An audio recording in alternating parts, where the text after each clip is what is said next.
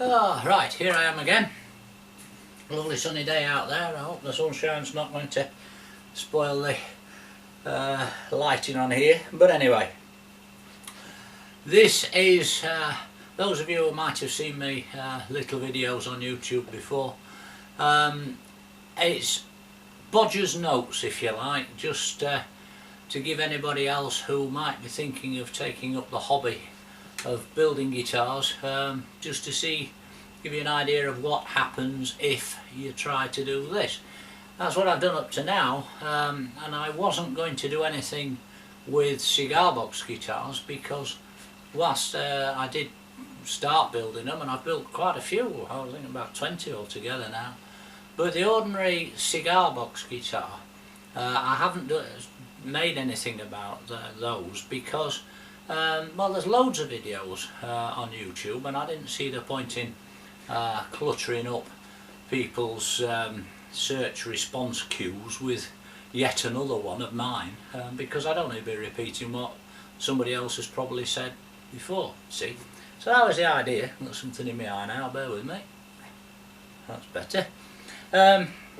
But I tried, one of the first ones I built, I tried to use one of these pickups, this very one in fact, and I, not knowing which way to slope the thing, or whether to, I'd already made one on the instrument, which is 90 degrees to the strings, but as you know, they slope them on the guitars, you know, to one angle or another, and I built a guitar with this pickup in, and I sloped it the same way that, not knowing which to do, I sloped it the same way as my store-bought electric guitar, which meant it sloped that way in relation to the strings, and it was no good at all. So I just thought, well, possibly there's, you know, more to this than I know about, and I just gave it up as something that's not for me, and I went on to the piezo microphones inside, which do give a nice tone, but what I wanted was the sort of tone which I heard on one or two guitars, and it's like somebody's doing it with a carving knife, sliding a bottle up and down. I think that's a smashing tone, really. I'd love to be able to get that. I've heard it Justin Johnson, some of his the guitars he plays, and there's one which I think is Red Dog guitars, it's on there as well, a lovely tone. Anyway, that's what I was aiming for, and I'd seen humbuckers mentioned a lot, so I ordered some. So the situation then is I've got some humbuckers on order but not yet delivered, and I then saw a cigar box guitar on one of the YouTube videos, and it sloped the opposite way.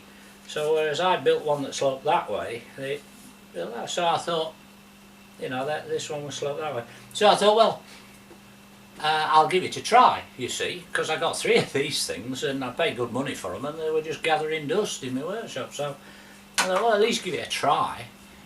Well, that puts me in the situation where I've got the humbuckers coming, and I've seen them that way up, or alternatively in, you know, that sort of aspect, and which to do. So I wanted to try that out. And you'd think, wouldn't you, that having the most string across the most surface area would produce the biggest, strongest signal. It doesn't. That's the best way of doing it in my experience. But I have seen them both ways, so maybe there's something more to do with the wiring that I don't know about. But fact remains, you're with me so far, aren't you? I've got all these things I want to try out.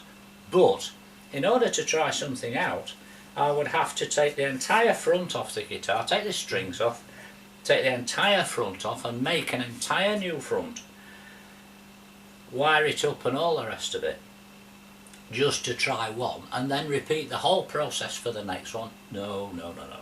I'm sure you're ahead of me here, aren't you? Build a test bed, because if you're making some others anyway, it doesn't take that much more effort and trouble to make a 4th one, extra one. I was making 3, I can't remember where they went now. Word of warning, just to change the subject for a second, building guitars like this is it's a lot of fun, a great deal of fun, and it's so much fun that you keep thinking, well, I could try one like this, I could try one like that, and you know, and you keep making all these different guitars. But the trouble is, it's like letting your cat have kittens. It's all very well when you've got a little box full of cuddly kittens and to coo over, but you've got to find homes for them eventually, and it's like the same with building guitars. It's all very well, if you finish it with a house full, you know, and you've got to find homes for them when you've built them. But there we are. Where was I? I digress. Yes, so I've got all these different permutations I wanted to try, and a lot of trouble to make a different one every time. So I thought, well, while I'm at it, making a batch of 3 I was making, I'll make a 4th one because it's not that much more trouble to make another one. I'll make a test bed one, and this is what I came up with. And as you've probably guessed already, the pickups are mounted to a simple panel like that, which you just simply undo those screws, unhook it from the terminal block there, and the whole panel will slide out. You don't even have to detune the strings, you know, you can swap them over as easy as that. The wiring, now you can see this terminal block here. What happens is the 2 wires from the pickup go into there, into these 2 end poles. The wires to the socket are these white ones. Now they come to these loops. And these loops connect 3 of those together. So this is the earth side, and you've got the earth poles there. The live side comes to here, so all those are live terminals. And at the moment I've got this just a straightforward from the pickup to the socket, so the 2 wires come in and they're hooked up underneath from there to there, each straight wiring. But if you want to try out things like these, which is that's called a pot, it's a variable resistance, and it's what you get on the underneath your volume and control knobs, you see, is one of them.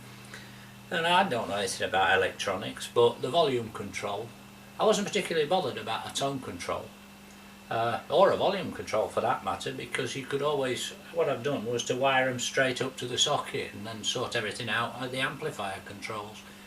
But I can see there would be a need for at least a volume control on a guitar, so I tried to find one, and these pots, as they're called, they come in 2 different resistances. There's 0 to, well, this one's 500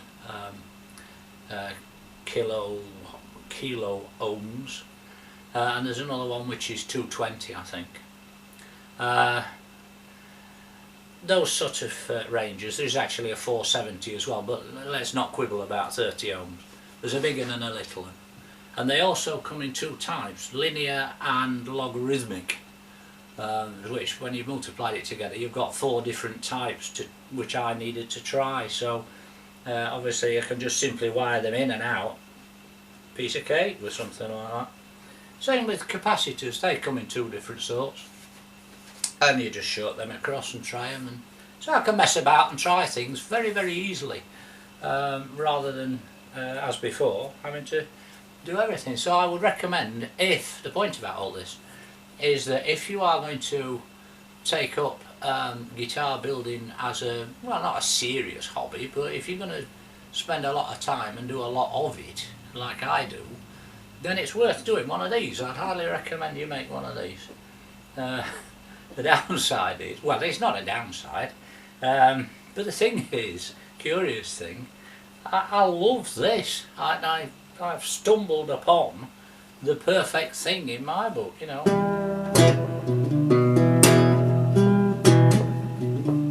I just love the tone of this thing.